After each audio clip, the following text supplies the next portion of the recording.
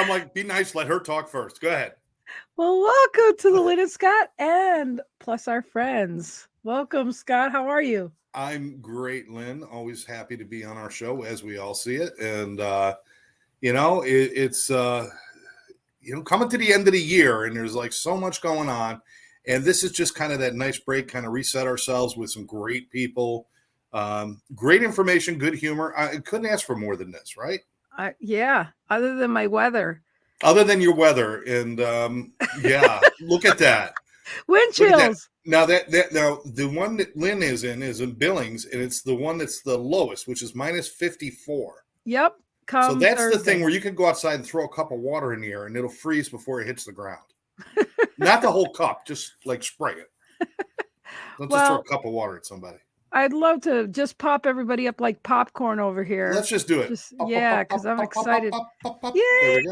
Welcome to Hipster, Scott Schilling, Rex, Steven Sikes, and Barry Selby, and Steve Rizzo to the platform here. I will be uploading these all through Christmas vacation, so the podcast is going to be really full here soon. So we got to be more mindful of mentioning everybody's names more often. So thank you guys so much for being here. We appreciate and I love you so much. And happy holidays to everybody. Yes, I hope everybody is going into their holiday season healthy. And what? What holidays? There are holidays coming, Rex. I'm sorry, I just woke up after 100 years. I don't know. But he knew to turn in. You see how faithful he is? What are you, Rip Van Winkle? Wouldn't be the holiday season without a visit from the Grinch over there. And you guys don't remember that song, do you? By the Devotions. Which one? About Rip Van Winkle? He fell asleep in the woods one day, slept for 20 years that way. Boom, boom, boom, boom, boom, boom. All right, I'll shut up now. My apologies to all of our listeners out there who have hearing. That was a big hit.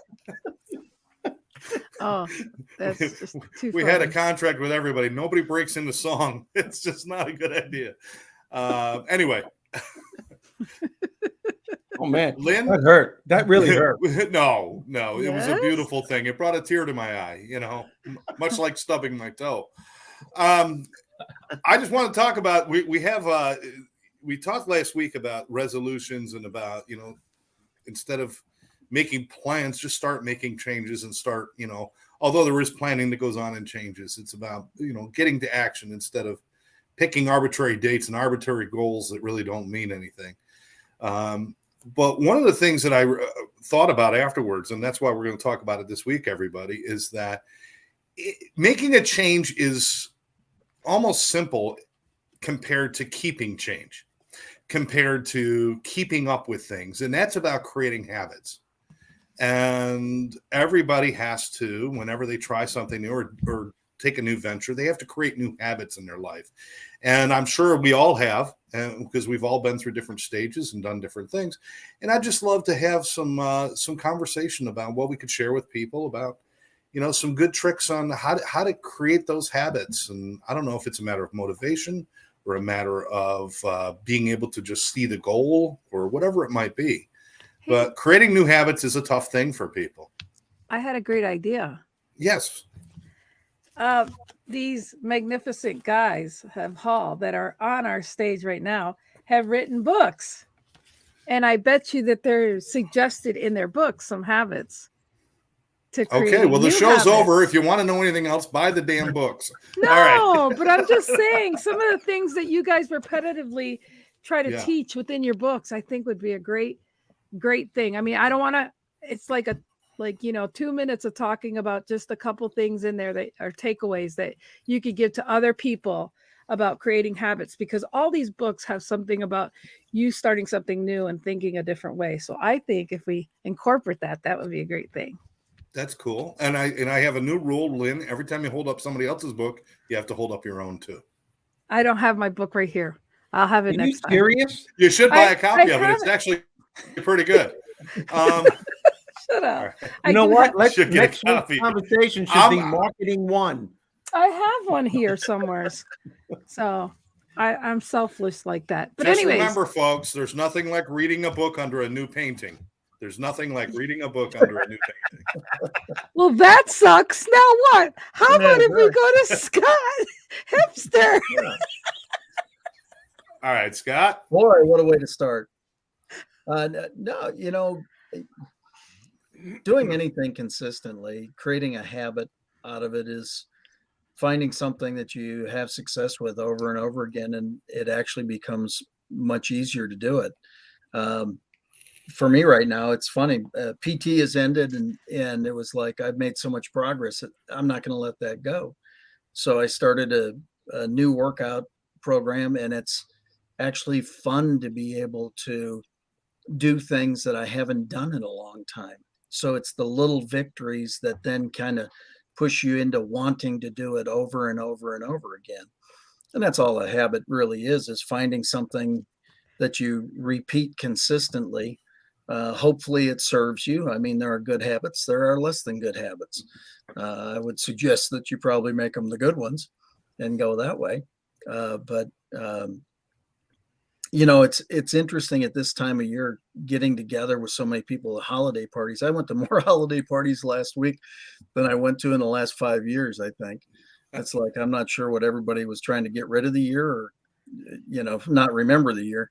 But it was fun to be around people and see the progression and what's going on and where they're going, having those conversations and saying, what are you doing differently now?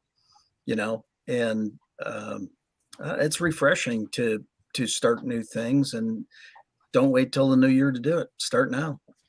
So it doesn't have to suck, but this says that sucks. Now what? That's right. I love the idea, Scott, that you took something that was doing something good for you and decided to adopt it and keep it going. Because so many people, as soon as they start feeling better, they abandon the thing that made them feel better. We see that all the time, right? Right. Yeah, no, I mean, it's actually, I'm literally, you know, lifting and doing things, you know, in a gym that I haven't done in a long time and actually enjoying it. But going into it with a positive attitude is one thing, but just with kind of a almost like the childlike wonder and going, gosh, I wonder how long it's going to take till I blow out my shoulder. This is awesome. You know, but no, just, but it's fun. It's invigorating. It's all those things. And I would encourage people to just do the things that are going to take them toward where they want to go. Know where you want to go and then head towards it and do it consistently. I love that. Absolutely. Thank you for so much for that. We had Mr. Bob Donnell show up real quick with his comment. I'm just going to put that up real quick. Thanks for popping in, Bob. Bob says, stop relying on willpower, next level pillar. When patterns collide with willpower, patterns win. But again, that's about creating patterns that are repeatable and that are ongoing. And that's a habit. And that becomes a habit. And so, yeah, I don't think it's just willpower alone at all. Certainly. Willpower only gets you. Willpower might be what gets you started, but it's about developing those patterns. That's what keeps you going, and recognizing what it does for you, the good that it does for you. What do you think about all that? Steve, what do you think about all that? What do I think about what? Okay. I'm sorry. What was the question? He talked about Mr. Rip over there, and yet. Well, you know, this topic can go in so many different directions. And first of all, if you're going to create a new habit, you have to be aware that there's bad habits that are running your life. But to shift over a little bit, what I'd like to say now is the habit that I've been creating for the past maybe 2 years, maybe a little more, is connecting to a higher part of myself more often. My life is run more now, and I might have said this to you guys a few times before, but I'm trying to live my life, and I am doing a really good job at it, more from inspiration rather than ambition. Mm-hmm. I'm trying to listen to this higher part of myself, and the more I realize, the more I do, the more patient I become, The more confident I become, the more courageous I become, the more risky I become. And I don't worry as much, half as much as I have to. And I think I got this when I started writing my book, which took me 7 years to write, Conversations with Bob. And you guys know Bob is God. And there's a God part of us in all of us. It doesn't matter what you call it. It's there. The universe, the light, the force, your authentic self, your true self, your higher self. It's there.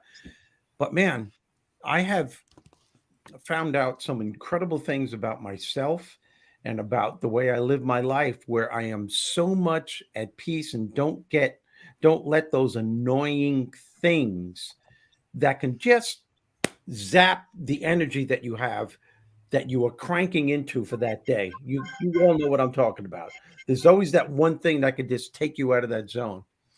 And so I'm having a conversation actually with the Bob part of me. And as you guys know, Bob, like I said, is God. And I actually talk throughout the day. I have a conversation. Well, Bob, I'm going to go over here. I'm going to make this decision. What do you think? What do you think? And I wait, and I might not get the answer right away, but at some point I get it in somehow, some way. And I'll give you an example. I would say about not even a year ago, I have a park right across from where I live. And it's a gorgeous, huge, beautiful park. And I love nature stuff.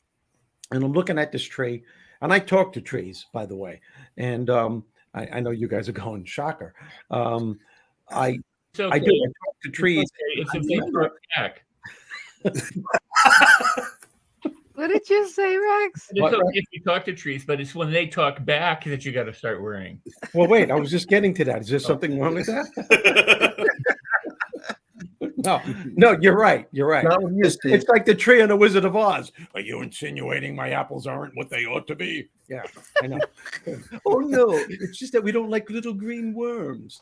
But anyway, I'm looking at this tree, and this really happened. And I'm saying, boy, Bob, you created a beautiful masterpiece here. And I wanted to take my iPhone and I went to take a photo of the tree. And I actually heard Bob inside of me go, there you go again. And I held on to the camera. I said, what are you talking about? He goes, there you are experiencing an incredible moment in your life on how beautiful this tree is. So what do? You distort the moment that you're in to take a photo of something that you could appreciate in the future, but totally ignoring the feeling that you were experiencing. Put the camera down and keep that feeling going. Take the photo later. You get what I'm saying? That's what I'm making more of a habit in my life, talking to this part of me that always brings out the best in me. And it's an incredible thing that's happening. That's it. That's a great habit to adapt, though. To start, it's almost like lead with your spirit instead of your brain sometimes. And yeah. But Scott, even if you do something wrong, I say, what wrong here? And the answer comes somehow, some way. I mean, like I said, it might not come right away, but I just know there's something, and it's amazing. I so much believe that there was so much more to the human condition than what we think. And the more you experience with that, the more that higher part of you becomes a part of you, and you don't mind delving into stuff. I wonder if I did that and I did this. So that's the point where I am right now. Pamela Humphrey, thank you for being here. I love it. So fun to be here. I'm usually listening while I'm working at this time. So fun to be here tonight. Awesome. Welcome. Thank you. Excellent. Welcome. Excellent. Speaking of the human condition, let's talk to Barry, who's crazy enough to make his work about two humans. It's bad enough we have to deal with one when we're helping people. You decide to help two at a time. Well, I'm gonna start back. We'll start backwards for a start, because I want to just put some things in people's minds, which I like doing anyway. Is that if you've ever driven a car or ridden a bike, you had to create a new habit to do that, because you had to take a learner's permit, learn how to drive a car. But how many people, I mean, pretty much anyone watching this who's driven a car or ridden a bike doesn't think about how to do it. You just do it. Right. That's what habits are when they're working. So it's not about having habits. It's about what you want to put in at the front end. Mm-hmm. And the challenge is, like riding a bike or like driving a car, you got to practice. You can't say learn to ride a bike by sitting in your room. You got to get out on the bike and practice. Relationships are the same thing. That's my area of expertise, by the way. That's the too human thing you were talking about, Scott, just so we're clear about that. But the thing is, for me, the practice, though, the habit you want to get into is the practice of love. Before you get into a relationship, the practice of love. And for most people, I was actually on a live Instagram live earlier today about this, is that we have this challenge because we keep looking out there for love. When we find that person, then we'll feel happy, we'll feel loving, we'll feel whatever it is. If you choose to create a new habit of loving yourself first, like in kind of what Steve was talking about, in a way, that relationship with yourself, about really making it more rich, more joyful, more feeling of being happy as you are as an individual person. One, you won't be coming from desperation when you meet somebody, and two, you'll start becoming more attractive. It's one of the side effects of being more self-supportive and self-caring and self-loving and self-confident. People go, wow, that person looks good, because they're filling up their own cup first, so to speak. So if you practice that habit when you're single, especially when you're single, and if you're in a relationship, frankly, you become more attracted to the partner you're with or the partner you're looking to attract. So make the habit worthwhile, putting in the effort at the beginning, because once you've got it going, once you have that relationship with yourself really going well, it does become pretty automatic. Then it becomes a habit. So that's one way of doing it.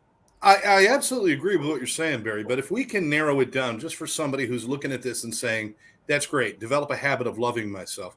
What would something like that look like? Are there pieces to that? Is it like little steps? Not just looking in the mirror and saying, I love me.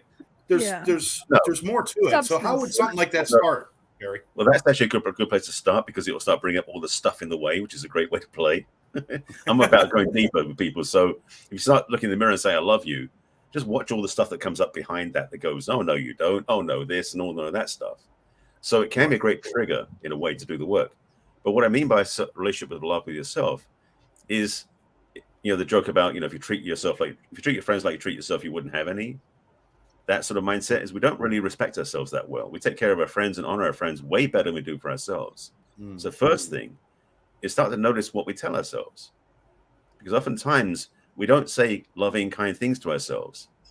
Oh, damn, I did that again. Or I shouldn't have done that. Or all these different things we start berating ourselves with. So for many people, the first step is to start lessening the self-abuse that we give ourselves, verbally, emotionally, etc. So if we do that alone, that will start moving more loving into your life, because you'll have less tonnage of abuse against yourself that you're just self-inflicting.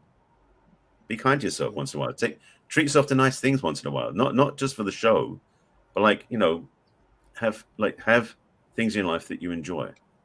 Take care of yourself in the sense of noticing when you say things to yourself that are negative, go, whoa, hang on a second. Let me just forgive myself what I just said. It wasn't true. That's in my book as well, by the way. I like how the pattern has gone here, because started with Scott, who was talking about taking better physical care of himself, making himself feel better. And then Steve went into the spiritual care for himself and moving into a kinder, softer way of living. And you just talk about straightforward, just loving yourself. I can't wait to see where Rex takes this, because we're on a pattern of love. So I'm just dying to see what Rex is going to do with this one. Well, I think we're going to go to Pamela next. I think that's what Rex is trying to. Is that what Rex is saying? Okay. Yeah, Rex is trying to. I was saying I'd take it into the gutter, but that's okay. Well, Pamela, that's get what in the gutter. Don't let me steal your limelight. All yours, Pamela. Well, I'm actually glad to follow up after what Barry was just saying anyway, because that was a big journey for me personally, was to learn to have self-compassion.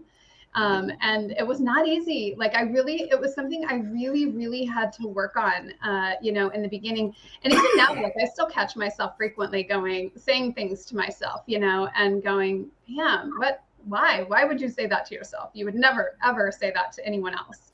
Right. And just having that awareness was a really, really big step for me in and of itself, let alone actually getting to the work of, learning to be compassionate with myself. And so, I think for anyone who struggles with that, for me, it was really helpful to even write certain things down that I would say to myself, and just be get some clarity around it. Why am I saying these things to myself? Where did that come from? And kind of explore it a little bit. And that just has been super, super helpful for me. Wow. Thank you. Fantastic. Thanks for being here today, Pamela. That's awesome. Happy to be here. Okay, Rex. Okay. Everybody buckle up. It's going to be a bumpy ride. Yeah, the gun is yours. Wow. I mean, it's a great subject and topic. I want to go back to what Steve said first, and that is, if you're in the moment and you take a picture, what are you doing it for? You're doing it so that down the road you can remember what you missed today. And that just doesn't make a whole lot of sense. I like hang out with my girl dogs. I do take photos of them, but the whole point when I'm with my girls is to hang out with my girls. One day they may not be here and I'll have to look at their pictures, but right now I'd rather spend time with them. So there is this tendency of us to try and capture everything, now, through social media or through a phone, but you've got that here and you've got a whole lot more than a phone. A phone can't feel, and it can't express itself. And even if AI evolves to a point where it could, it's not relevant to us most likely. So be in the present. Now, you got to be in the present? The other thing is you just have to be. I think the problem with a lot of people is that they want things, and so they try and do things in order to have things, in order to be important or feel like they deserve it. And it really starts the other way around. I have a rule, which is go first. If you want somebody to attend to you, attend to them first. If you want somebody to love you, love them first. If you want somebody to listen to you, listen to them first. If you want to be able to have these things and do all this stuff, then be the kind of person for whom that's easy. That's the first habit, is making transforming yourself by the renewing of your mind, and by learning that if you want to follow through on a commitment, it has to be important enough to follow through on. So that starts with the thought process and the decision process. If it's not important to you, I don't care what it is. It could be your health, it could be your wealth, it could be your family, it could be your loved ones, it could be your things. If you don't care about it, you're not going to take care of it. You can live in a house of disrepair, or a car that's falling apart, or a relationship that's going to hell, just because it's not that important. But if it's truly important to you, and you are the kind of person who then wants to do something about it, then you can do something about it.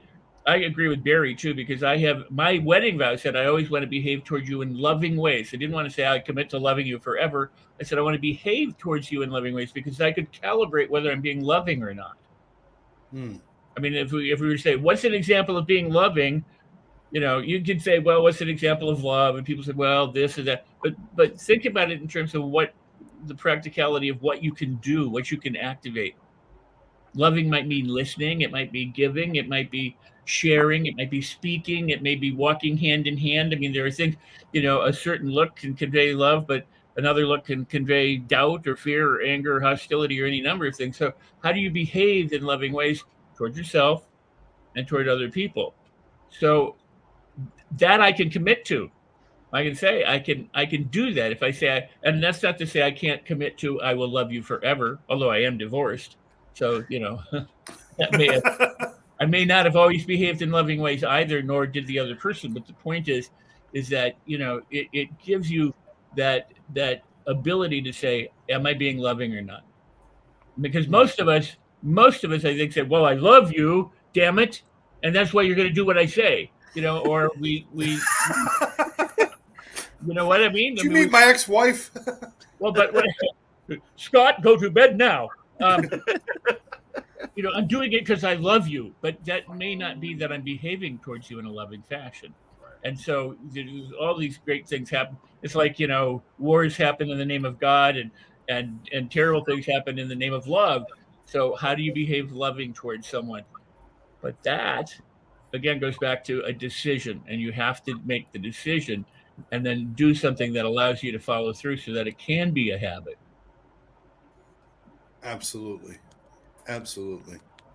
I just love the direction we went with this, with love, and because if we're going to start creating new habits, we should create them in the way of loving ourselves and loving those around us. It's a great way to start making new habits. And I know for a fact, you guys, all of you know my past, and I was so full of self-loathing and self-hatred that as much as I wanted to love the people around me, I could not. It was impossible. And it was impossible for me to treat them lovingly, certainly. And as a matter of fact, I started to treat them with the same loathing that I had for myself. It is infectious. It is contagious. It is all encompassing, that self-hatred. So anybody who's stuck in that, I feel your pain. I understand. But the only thing that's going to break that is by starting to look at yourself and try to find the good in you. Nobody else is going to pull you out of that. I tried to have people pull me out of that, and I destroyed them, including my kids and my wife and everybody who got near me.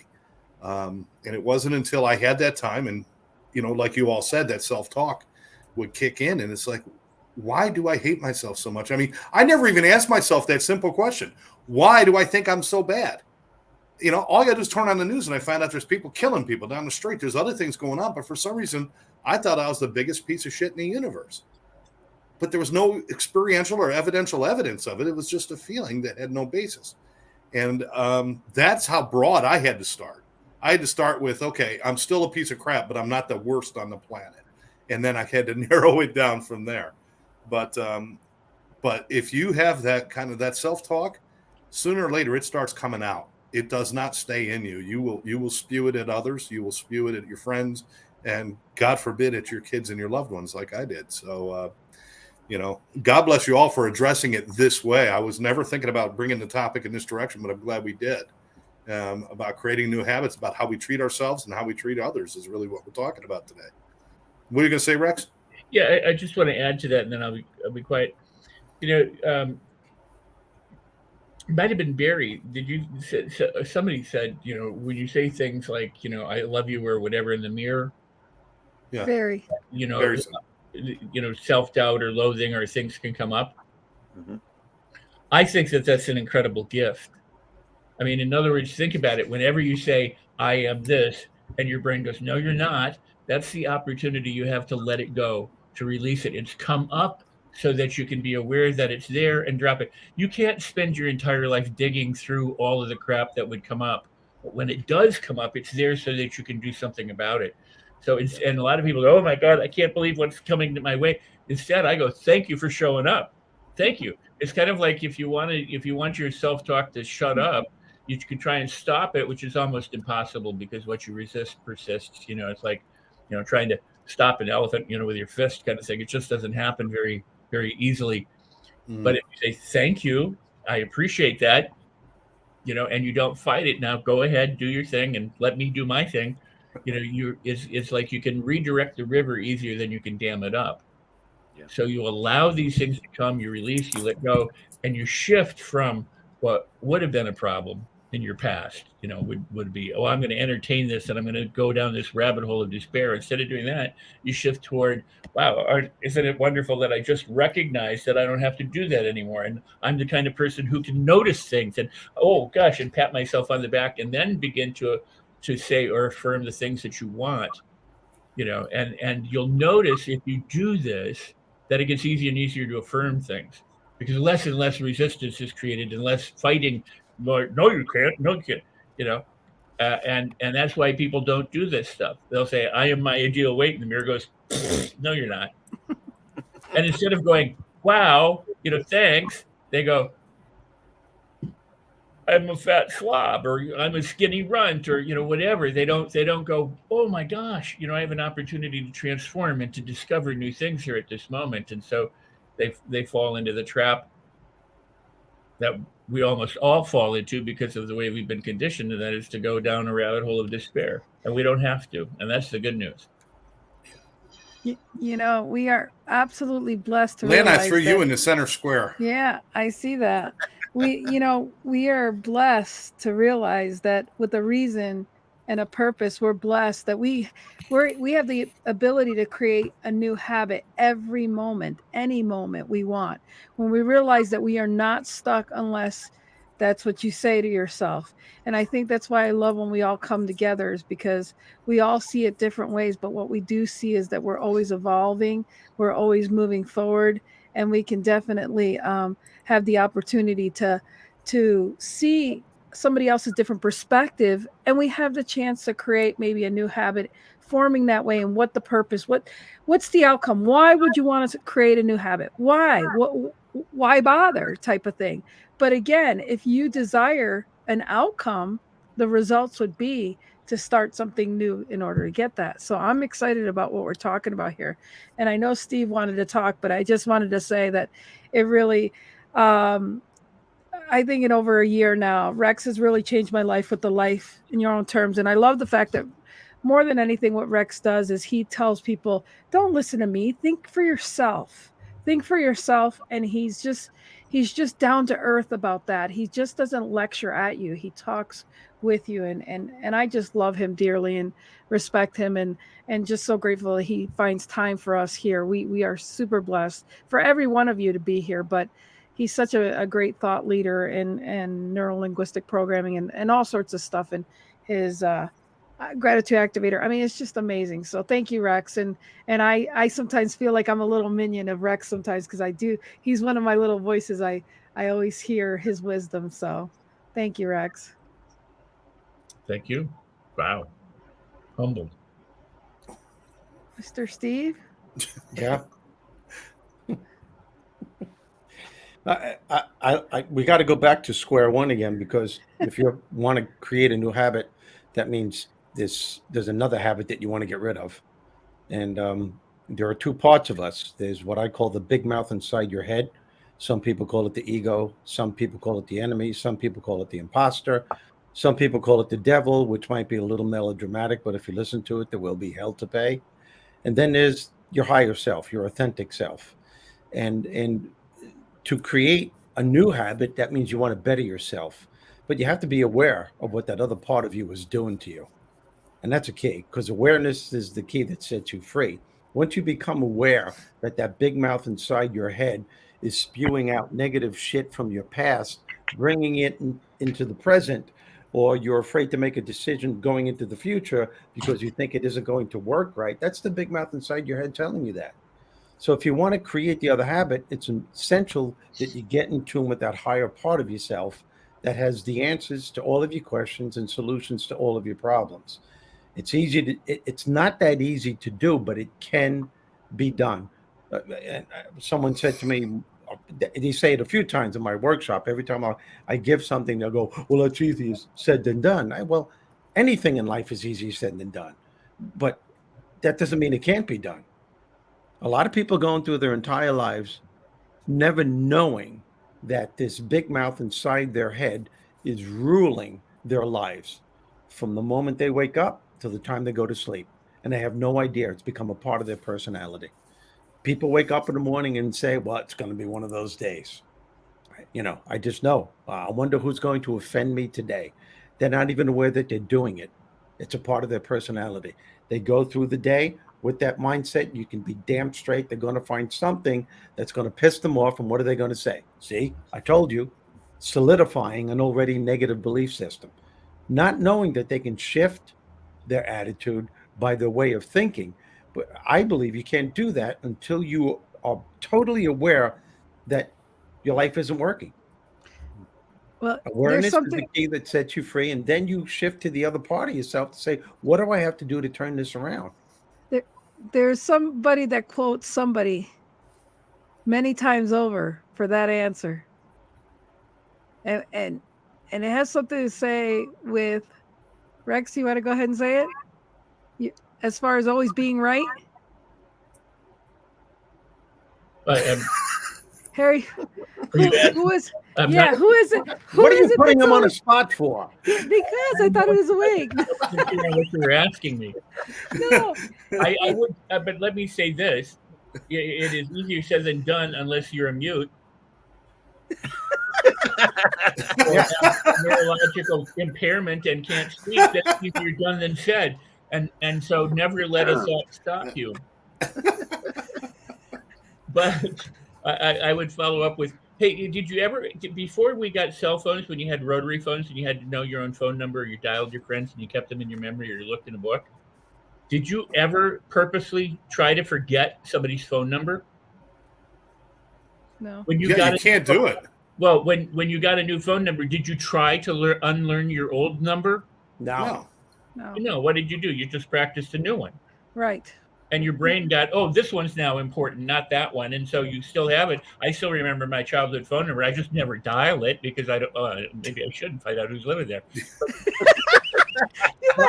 You don't know who this is, but I see another restraining order coming. coming. But what I'm getting at is a habit. It's the same thing with like moving to a new address. You don't have to have amnesia for where you used to live. You don't have to sit there and struggle to not remember. But sometimes you'll find yourself going to the old house or the old school or wherever, because that's what the brain does at first. But after a while, the brain learns the new direction and just goes, okay, I got it.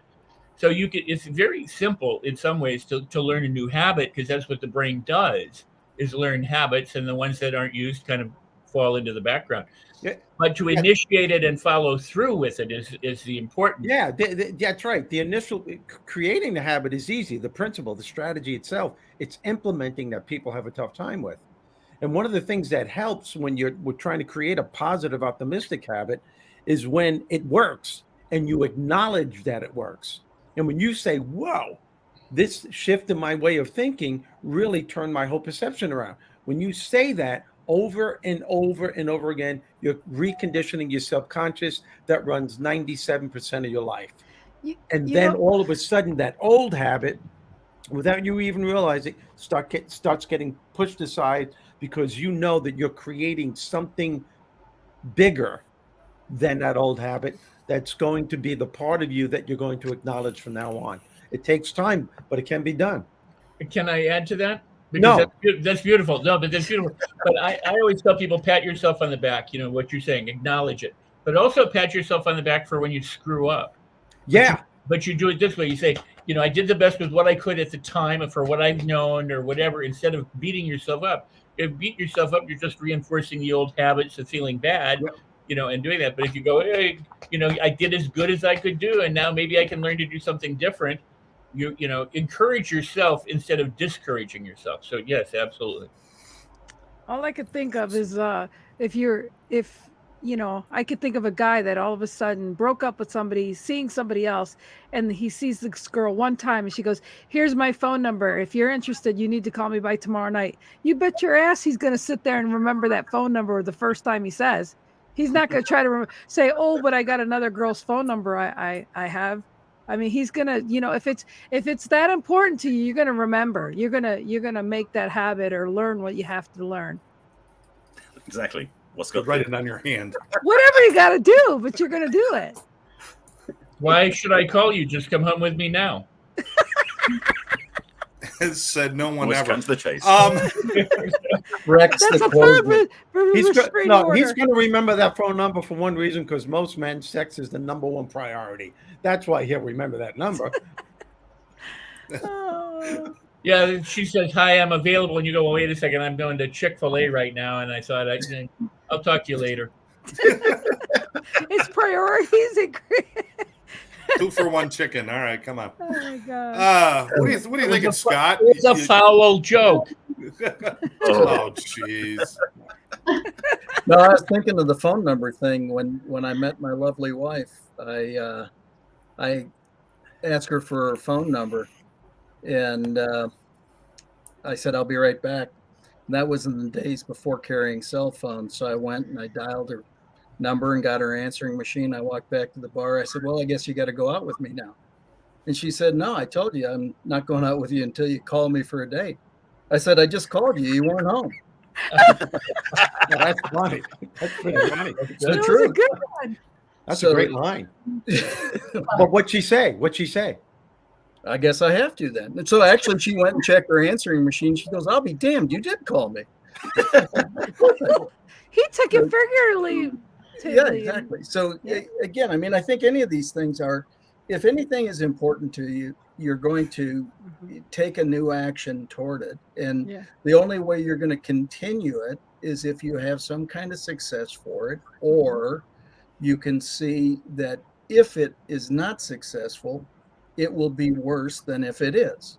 And so it becomes it's a step at a time. It's that old, it takes 1,000 steps to get there, but it starts with only one, and that's the way any of these habits are, is identifying where you want to go, taking a step toward it, gaining the feedback, and keep on moving. I mean, we've talked about it many times. You're off course many more times than you're ever on course.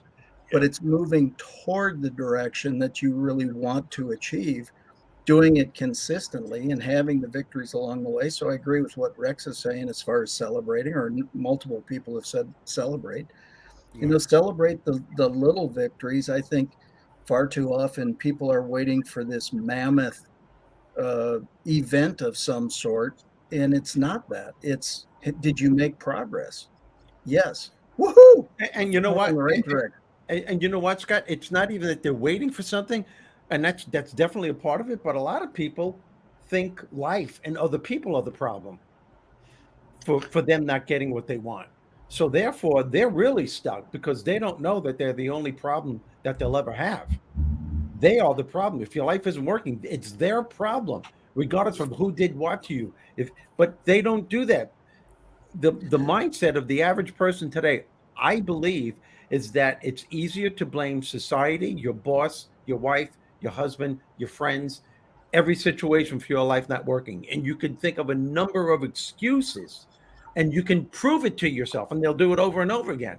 And when you do that, there's no need for you to create a habit, because you're saying to yourself that these situations and these people have to change, not me. Well, I think we're in a time where political correctness is the death knell of so many things. Oh, and the God. reality is, I think you need to learn to be unoffendable, period. Yep. That Yes. things shouldn't offend you. You guys have heard me say it. I say positive and less than positive. I don't even say the N word. Now, I said that in a presentation, and somebody came up to me and said, "You're so insensitive." I said, "Why?" "Because I don't say negative." And they go, "Oh no, you just offended me." Why? Because I say positive and less than positive? It wasn't even a thought in my mind. But Wow. that's how touchy people have become about political correctness and being right and all this crud. It's ridiculous. There's no intent to. If you ever have heard me, my platform is to return respect, honor, and dignity to the planet. How do you return respect, honor, and dignity to the planet and then insult people? You don't. It doesn't work. You can disagree, but you should at least respect their right to their opinion. And so it just is so amazing that people are getting in this little box of being offended by everything. And if you look to be offended, you will be offended.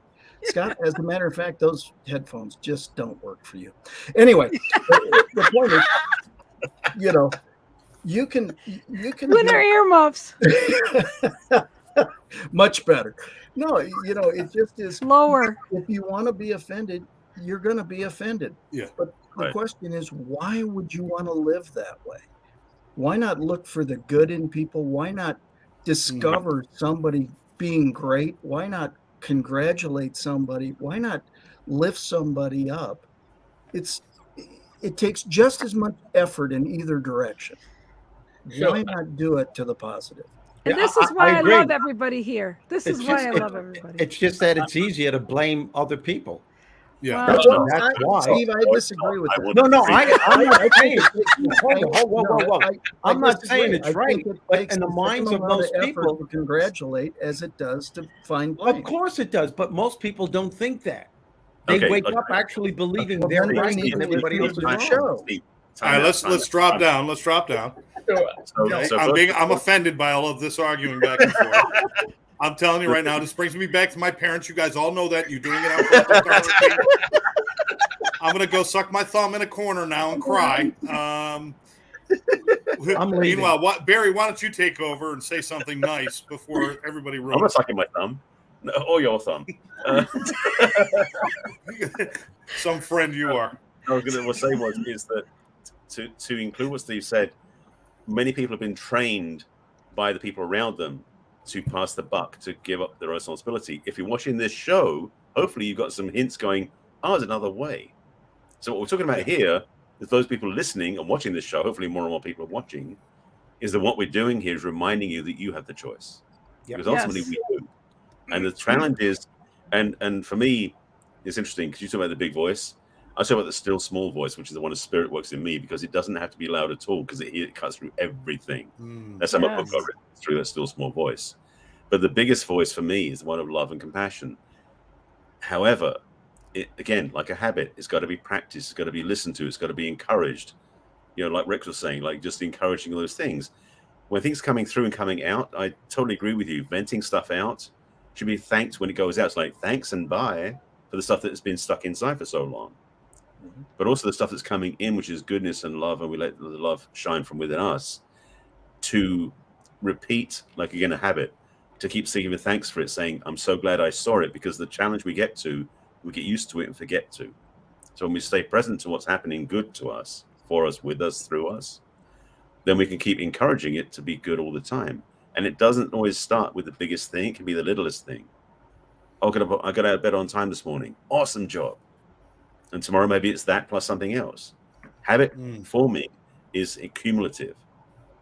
As I said at the beginning about riding a bike or driving a car, you start by crashing I started driving a stick shift because back in England, that was the way to get a license. Yeah. Crunching the gears happened so many frigging times because I didn't know about the clutch and the gears and interacting.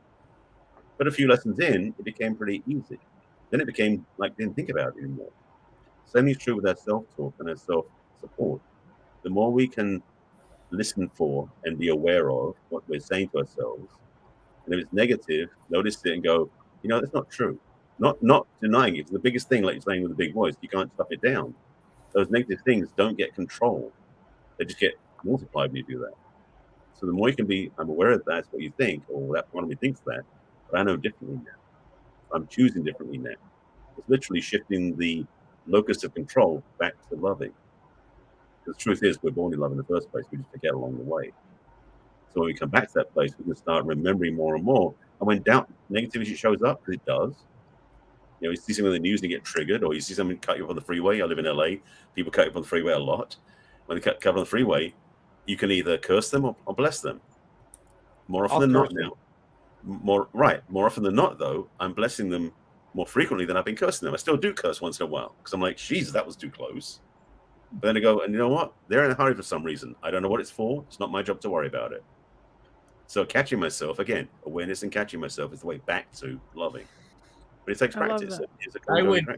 I would add, thank you. That was powerful and beautiful. I would add Absolutely. that one of my favorite quotes is "The buck stops here," and we don't hear that enough from our political leaders, religious leaders, educators, parents, siblings, brothers, and our colleagues. In life, the greatest disease in the world is making excuses, and that is part of our conditioning. To excuse ourselves. I think that the cure comes from taking responsibility and accepting responsibility. And one of the reasons why we don't do that as much as we could is because we've been coddled in certain ways. We've been conditioned in certain ways. When you learn to ride a bike, you don't just pedal or just try and hold the steering wheel. You ride the entire bike at one time and you go through the whole wobbly process of it. Same thing with driving a car. You don't just practice braking, or here I'm going to practice the left turn signal until I get really good at it. But when it comes to thought leaders and gurus and teachers and educators, one, they tell you what to do and then tell you what is wrong. And so people are caught up in, how do I do that? What do I do? How do I do it? So they want to know what the step is. What you think? I'd go back to let's go back to like Game of Thrones, right? The gladiator. Somebody goes, is there a hack for being a better gladiator? What are the tools, the strategies, the methods, the principles, and the practices, the ideas that I can implement? How do I get to be a gladiator? What do I have to do? Who do I, and is there a fast track? I don't want to be a gladiator 5 years from now. I want to be a gladiator yesterday, and I just don't know what to do. And so people don't. If you want to do something, it's how important is it to you? Don't worry about how to do it. Worry about doing it. And then when people say, how do I take responsibility for myself? I don't know how. That's because you're stupid. Okay. You're asking the wrong question. How do I take responsibility for myself? How do you put your socks on in the morning? Oh, I'm sorry. You can't do that. Because just like the mute, you don't get, easier said than done. It is this kind of weirdness. It's my mom's fault. Huh? Just joking. I said it's my mom's fault. I don't know how to put my socks that's on. my No, but I point. mean, that is part of it. I mean, people Exactly. say, I don't know how to make money. I don't know how to do this. I don't know how to do that. I don't know how to do this. I need that. I need, they always are in need of something instead of going, you know what? I'm going to figure this out. Think about the farmer, 200 years ago. Did they say, I don't know where to go to find out about farming? Right. And what we suffer from is too much information, too much internet, too many people telling us what to do and thinking that there's a secret to everything, that if we only get the secret, somehow we'll be better, instead of going, you know what, I got this. I'm going to figure it, it'll come. We almost won't move unless we know that the move is going to pay off today. Yeah. Rex, I want to be able to get to Pamela in a second, but first I just got to ask you on something. I see this a lot in therapies that are treating people with mental health and people with addictions that I work with. And I see a lot of it is based on, you're a victim. You're a victim of the disease. You're a victim of this. You're a victim of your child abuse. You're a victim of that. And the victimization of people, where I can't do it on my own, I got to find somebody else to do it. Nobody teaches anybody to look. Well, no, I'm not going to say nobody, because we got a group of people here that all believe in look inside yourself for the answer. Yeah. But that's kind of a lost thing. We've got a society of victims all running around saying everything is happening to me, and nobody knows how to take care of themselves anymore. Do you agree with that? I would, because if we're victims, you just, the velvet rope is the worst invention in the world, because it's the very thing that leads you to get somewhere, whether it's the, TSA in the airports, or it's the, with all due respect, the ovens.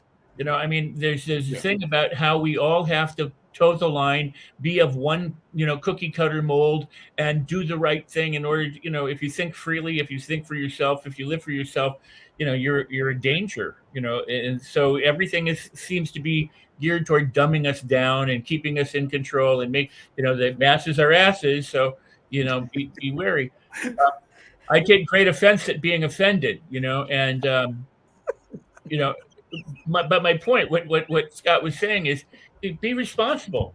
Those of us who are old enough grew up with sticks and stones may break my bones. Somebody said, well, that's silly, that you would say that because words can hurt. Yeah, of course they can.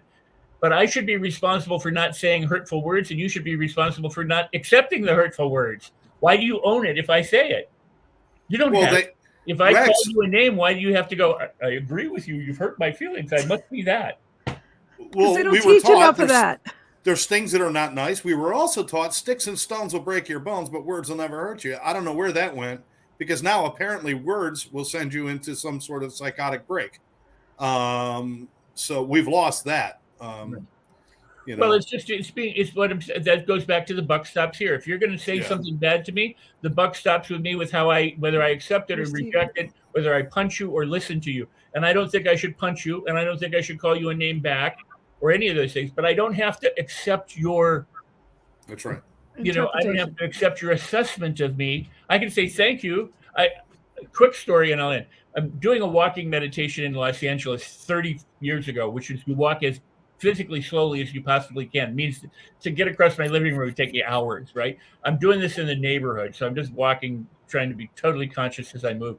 And I live by a high school, and as I'm walking, these kids, I think I wrote about this in the book, but the kids are yelling at me, hey, asshole, hey, look at that asshole, and I looked up, because the track that they were on was higher, the ground, and I said, thank you.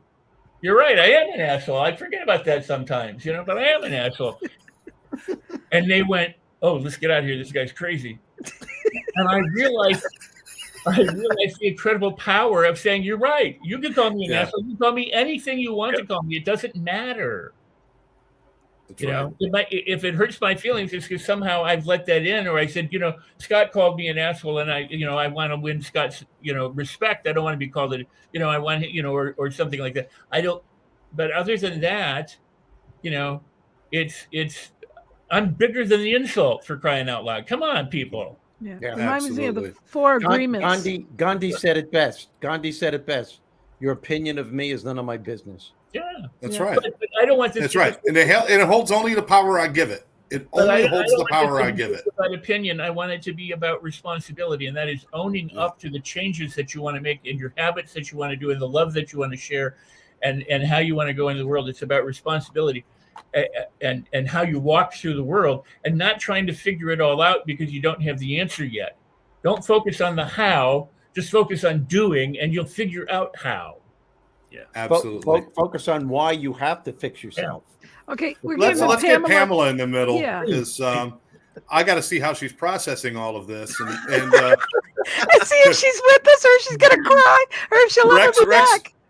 Rex, I just want to tell you, you're a very handsome man, but you don't have to accept that opinion. All right. Oh, but I do. It's a choice. I kind of figured you did. I get to choose. Pamela, how you doing? Good. Yeah. So, I mean, this is maybe like a little more esoteric than is necessary. I don't know. But I just feel like it's kind of like the lie of the Matrix, right? That we're victims. That this is what I think, you were kind of referencing earlier, Scott, is just that, within that system, when we fall into the victimhood, when we allow ourselves to fall into that thinking, then we lose control over our own lives, right? We lose the power to make decisions and determine what we really want for ourselves and what direction we're going to go and what we're going to create in our lives. It really steals our imagination and our creativity. And so, I mean, to me, that's maybe almost like when I can see that, then I can say, oh, wait a minute. That's what's happening. Like, it's like the truth will set you free, right? Oh, okay. Now I can see that for what it really is, and how that's actually impacting me and what I can do about it. Then I can see, oh, I can actually institute change. Absolutely. Yeah. And I love what you said. It feels like we're losing our choices or it's being stolen from us. That's the feeling. The truth is we're giving it away. We're handing it over willingly. We're willingly just bowing to the person that we believe has more power than us, or the ideas that we believe are better than ours, or whatever it might be, without faith in yourself, So we are giving that stuff away. But I love your take on it, and it's great. It's great to have you here with this group. Trust me, with this group, it's really good to have you here. I'm telling you. Oh my God. So, Lynn, this has been really good. It has. It's you never know what we're gonna get as far as everybody being here. And I want to take a minute up for Mary Kay, who's been with us and putting feedback there. I love little Miss Mary Kay. Mary Kay and Scott are gonna start a new show, The Life Between All or Nothing. And that'll be on Thursday nights, 7 p.m. Eastern time. So I just wanted to put that little plug in really quick because that's going to be awesome. And I thought of Steve when I was doing this painting, by the way. Sinatra. Very Very talented, Scott. Very talented. So how about if we do the quick little wrap up here? And, if everybody could do like 1 minute or less, that would be good because we're going to go a little over, but I would love to hear the wrap ups. Yeah. Yeah. Let's start with Steve and then Barry. And then Scott. Just shuffle the cards, Lynn. I'm getting nauseous. I am. Okay, there we go. So Steve first.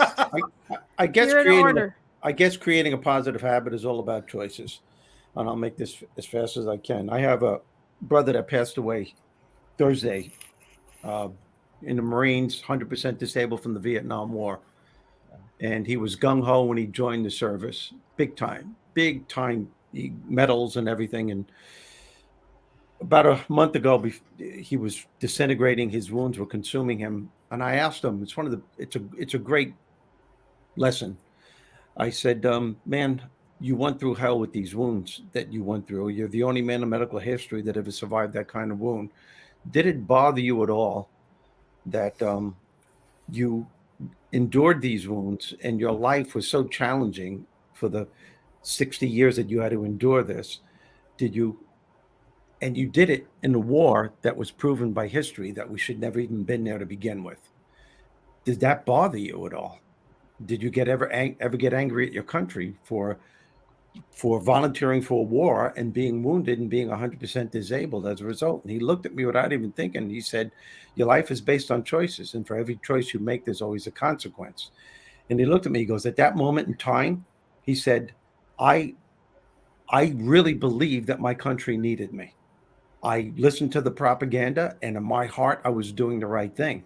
He goes, I'm not a fortune teller, and I don't have a crystal ball. I couldn't see what was going to happen. He said, but now when I realized what happened, I realized I was set with another set of choices. I could either become the victim, blame my country, blame everyone else for me in this position, or I could make different choices and see what I can do with what I have, move forward with that, and become the victor. And that's what I decided to do. And it was when he said that, I was just absolutely amazed. If people can do that in every aspect of your life, because you never know. It's like Forrest Gump said, life is like a box of chocolates. You never know what you're going to get. It might be the right thing there, but time might prove that it wasn't. But what are you going to do at that point? Are you going to blame people? Are you going to blame someone else? Are you going to take control of your life and move forward with what you have?